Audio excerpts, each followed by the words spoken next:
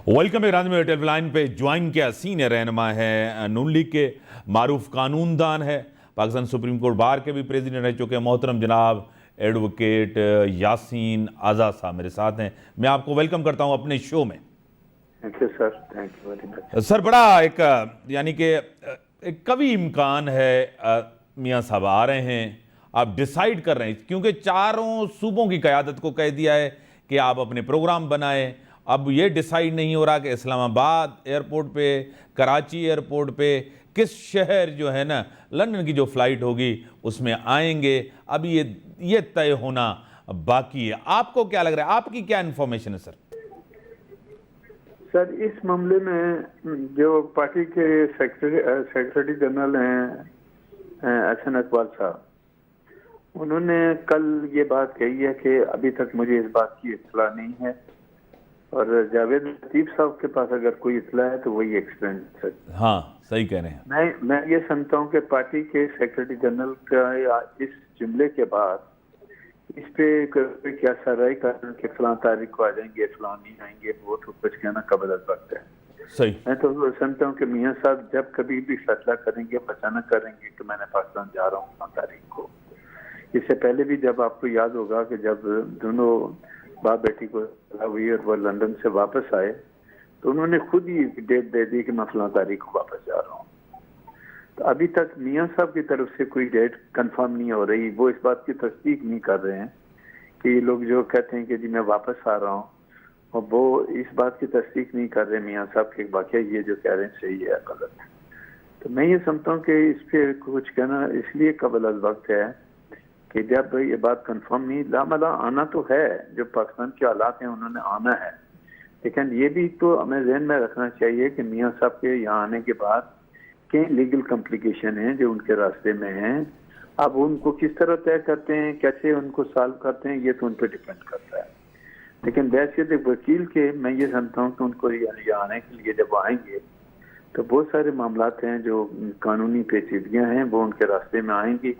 उन कानूनी पेचीदगियों का वो क्या हल निकालते हैं ये तो वो बेहतर तौर पर फैसला कर सकते हैं।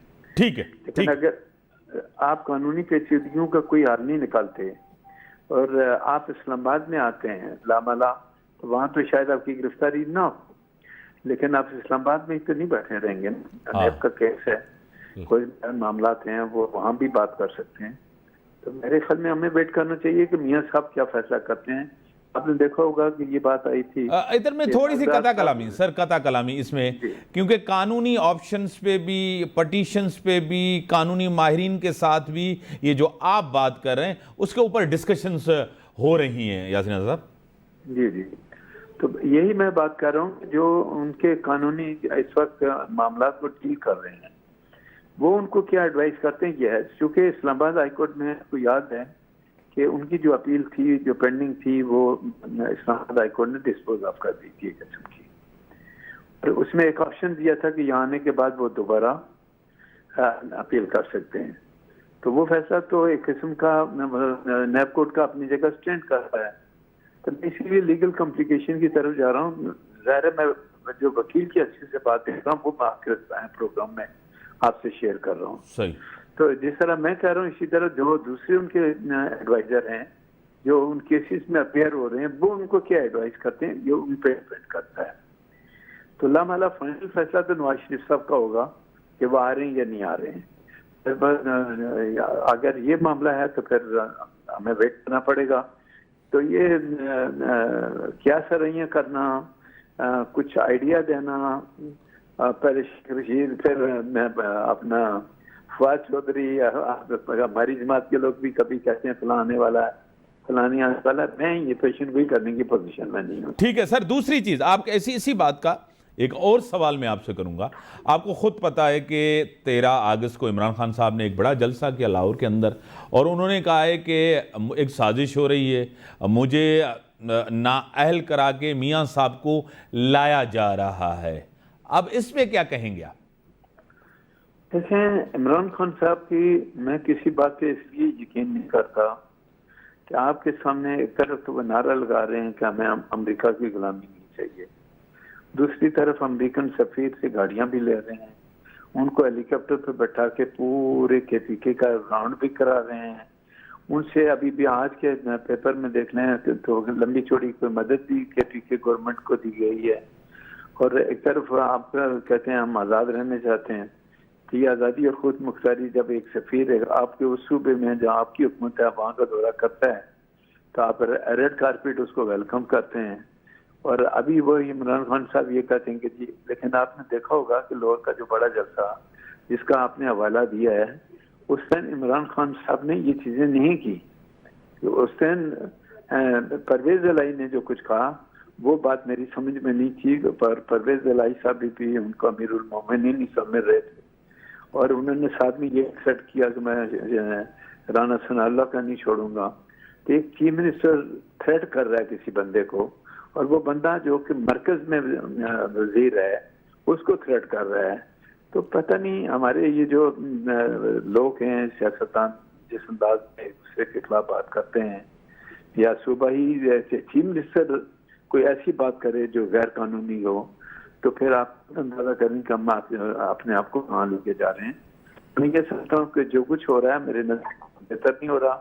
पाकिस्तान की बेहतरी की हक में बात करनी चाहिए और कोई बात कहने से पहले इनको देखना चाहिए। आज देखें सोशल मीडिया पे खबर उड़ा दी कि मियां साहब के जितने केस लंदन के अंदर थे वो सारे के सारे, और UK की गवर्नमेंट ने उनको 25 सितंबर से पहले UK छोड़ने का ऑर्डर कर दिया। कहीं इस खबर की कोई हकीकत है? आपके पास कोई खबर है? नहीं। सोशल मीडिया को ये चीजें कहाँ से पता चल रही?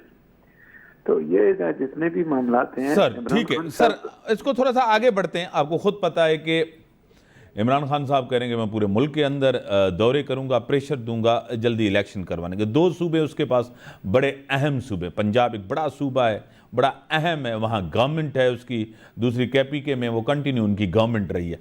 आपको लग रहा है कि वो सियासी तौर और डिस्टर्ब कर सकते हैं, प्रेशर डाल रहे हैं कि जल्दी इलेक्शन हो? जिस तरह प्रेसिडेंट ऑफ पाकिस्तान ने डॉक्टर आरिफ अलवी साहब ने भी ये कहा कि बैठना चाहिए साथ और मामलात को तय करना चाहिए, तकसीम नहीं होनी चाहिए, नफरत नहीं होनी चाहिए, इदारों पे तनकीद नहीं। आपको खुद पता है कि डॉक्टर आरिफ अलवी साहब ये बात इमरान खान के कहने के बगैर तो नहीं करते। वही इमरान खान जो पहले कहते थे मैं इनको डाकू चोरों के साथ बैठूंगा नहीं, बात नहीं करूंगा। अब प्रेसिडेंट साहब की ये बात कहना, क्या इमरान खान इन दोनों केसेस में फंस गए हैं? तोशा खाना और जो प्रोहिबिटेड फॉरेन फंडिंग है, उन दोनों में फंस चुके हैं कि मैं माइनस होने जा रहा हूं, डिस्क्वालीफाई होने जा रहा हूं। देखें, आज 3-4 दिन के बाद शहबाज गिल के मतलब उन्होंने पहली दफा ये कहा है कि शहबाज गिल का जो सब फौज के मतलब स्टेटमेंट है वो सही नहीं है। 3-4 दिन आप खामोश रहे हैं और आज यूं लगता है कि शहबाज गिल को आपने बिल्कुल ही अकेला छोड़ दिया है। सही। ये स्टेटमेंट देने के बाद शहबाज गिल ये कहता है कि जो कुछ उन्होंने कहा है वो पार्टी पॉलिसी के मुताबिक कहा है।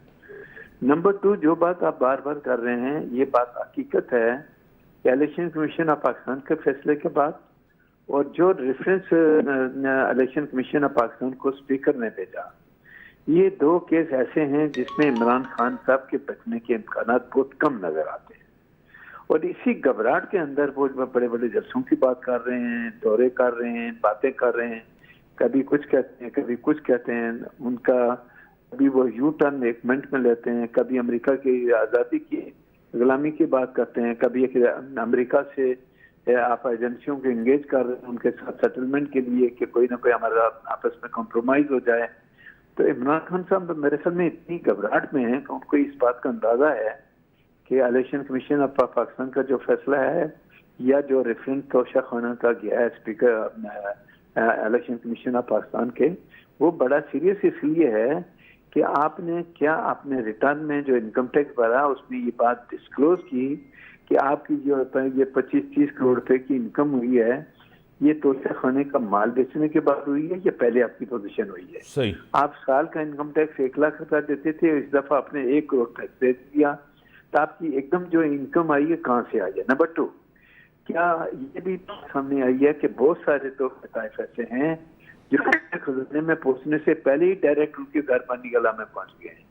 तो इन चीजों को आप कैसे कवर करेंगे? आपके लिए जरा मुश्किल हो जाएगा और मैं समझता हूँ कि PTI के लिए ये बड़े मुश्किल सूरत हाल है उनको इन मामला को फेस करना पड़ेगा और घबराहट के आलम में वो जल्द से जुलूस कर देंगे। बड़ी मेहरबानी मोहतरम जनाब एडवोकेट यासिन आज़म नूली के रहनुमा मारूफ कानूनदान का आपने पॉइंट ऑफ व्यू सुना। ना ब्रेक जो टाइम थियो ब्रेक खां पोइ था अचूं।